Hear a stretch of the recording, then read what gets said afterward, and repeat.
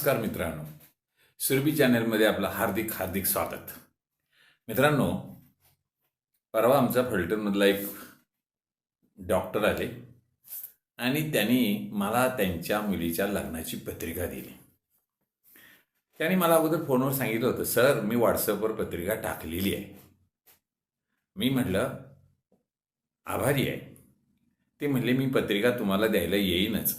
मी म्हटलं व्हॉट्सअपवर तुमची पत्रिका मिळाली, आता तुम्ही काही पत्रिका देण्याचे कष्ट घेऊ नका आणि तुम्ही जर पत्रिका मला हातात आणून दिली तर मग मी लग्नाला येण्याचा 10 वेळा विचार करेन आणि नाही दिली तर मी 100% येणार. तरी त्यांनी पत्रिका दिलीच आणि ती पत्रिका मी हातात घेतली, वाचली आणि मागच्या बाजूला बघितलं तर काय माणसाच्या कल्पना असू शकतात, नेमकं काय करणं गरजेचं आहे आणि लहान गोष्टीतून सुद्धा किती चांगल्या पद्धतीनं काम करता येतं याचा उत्कृष्ट नमुना मला ती पत्रिका वाटली. फलटणचे डॉक्टर महेश बर्वे यांच्या मुलीचं लग्न होतं. ती पत्रिका मी तुम्हाला दाखवतो. ही पत्रिका अशी आहे. आता तुम्ही म्हणाल ही पत्रिका नेहमीसारखीच दिसते की? हो, पण ह्याच्या पाठीमागं एक असं चित्र काढलेलं आहे तुळशी वृंदावनाचं आणि त्याच्या खाली एक संदेश लिहिलेला आहे. दारी फुलवा तुळस असं लिहिलेलं आहे आणि त्याच्या खाली जे लिहिलं आहे ते मी वाचून तुम्हाला दाखवतो.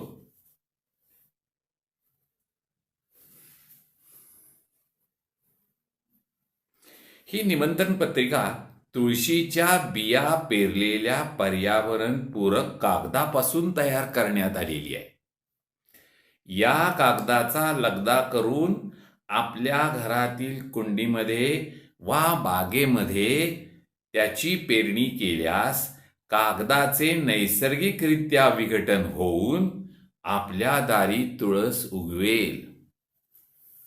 मित्रांनो, पत्रिकेच्या कागदापासून सुद्धा पर्यावरणाचं रक्षण करता येतं. वृक्षांची लागवड करता येते. तुळशीसारखं एक औषधी वनस्पतीचं रोप प्रत्येकाच्या दारात या लग्नपत्रिकेमुळं येऊ शकतंय.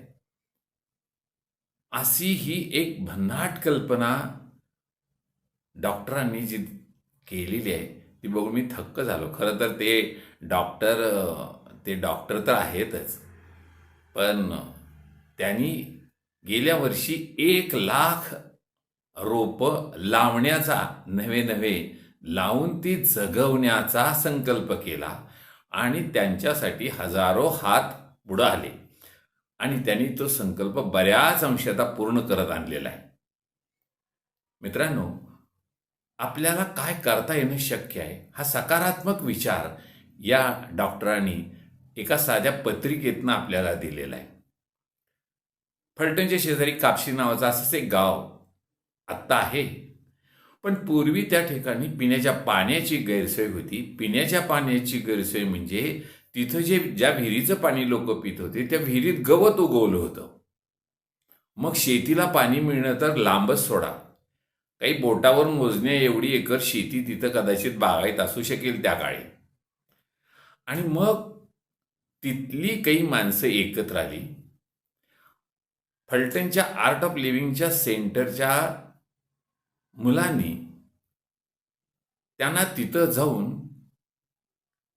काही श्री श्री रविशंकरजींचे पर्यावरणाच्या संदर्भातले, गावाच्या सुधारणेच्या संदर्भातले असे संदेश त्यांनी निरनिराळ्या पद्धतीनं गुरुजींच्या पद्धतीनं सांगितले. काही कोर्सेस घेतले आणि तिथली माणसं ही म्हटली की आपल्याला काम आपल्या गावासाठी करायचंय आणि त्यांनी गावासाठी काम करायला सुरुवात केली. रस्त्याच्या कडेनं चर खाल्ले. एक ओढा होता, त्या ओढ्यामध्ये ओढ्याच्या खाली म्हणजे प्रवाहाच्या खाली सुद्धा बंधारे बांधले, वर बंधारे बांधले आणि हे पूर्ण झाल्यानंतर काय योगायोग असेल बघा. तिथं बाजूला एक पश्चिमेच्या बाजूला एक डोंगर आहे.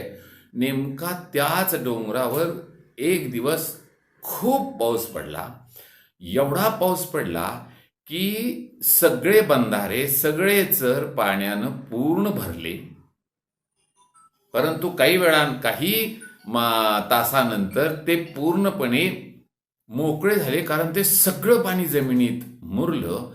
आणि आश्चर्याची गोष्ट म्हणजे तिथल्या आसपासच्या विहिरींना पाणी फुटलं.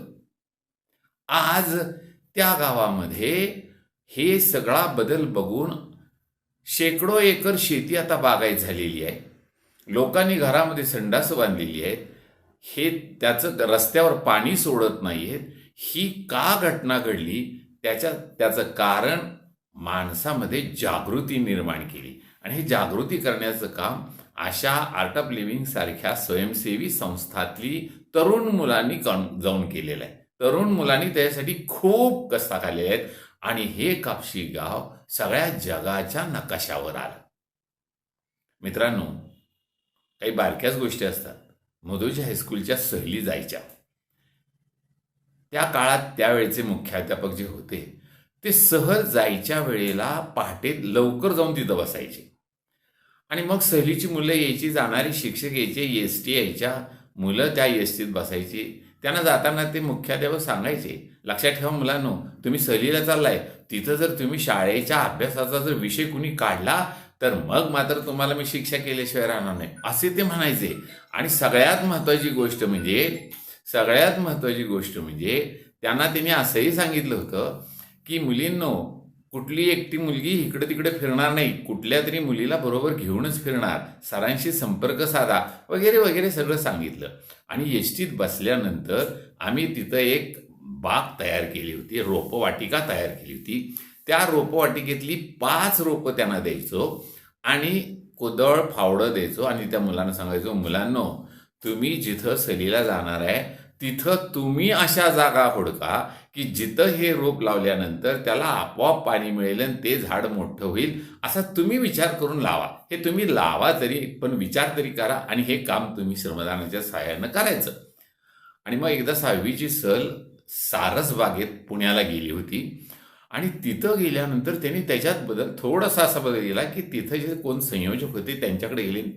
त्याच्या अगोदर त्यांनी संपूर्ण सारसबाग सगळी स्वच्छ केली, कागदाचे कपडे वगैरे सगळे उचलले आणि ते त्या संयोजकाला म्हणले की इथं आम्हाला जागा सांगा की जिथं आम्ही झाडं लावू शकेल.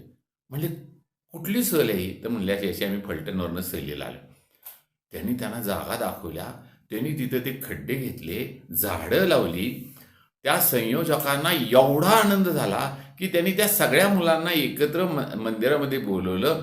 प्रत्येकाला एक एक खडीसाखरेची पुडी दिली आणि त्यांना सांगितलं, आजपर्यंत खूप सहली इथं आल्या, पण इथं येऊन त्या घाण करून गेल्या. आज मला ही पहिली सहल अशी दिसली की ज्यांनी स्वच्छता केली, नुसती स्वच्छता केली नाही तर झाडं लावली. आणि ती झाडंही अशा ठिकाणी लावलीत की जिथं पाणी घालण्याचा फारसा प्रश्न येणार नाही, अशा ठिकाणी लावलीत.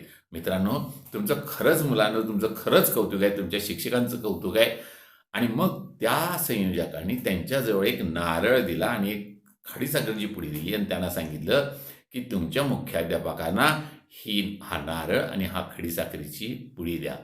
मित्रांनो, ज्याला कामच करायचंय तो कोणत्याही मार्गाने, कसल्याही प्रकारची साधनं नसताना काम करू शकतो. असा हा पर्यावरणाच्या संदर्भातला जो आलेला अनुभव माझ्यापर्यंत आला तो तुमच्यापर्यंत पोहोचवलाय. आपण ह्याच्यावर जरूर विचार करा आणि आपल्या मनात ज्या काही कल्पना असतील त्या कल्पना प्रत्यक्ष उतरवायचा किंवा अशा कल्पना ज्यांच्याकडे आहेत त्यांना सहकार्य करायची दृष्टी ठेवली तर उद्या पर्यावरणाचा प्रश्न भयानक होणार नाही, हीच अपेक्षा. धन्यवाद. जय गुरुदेव.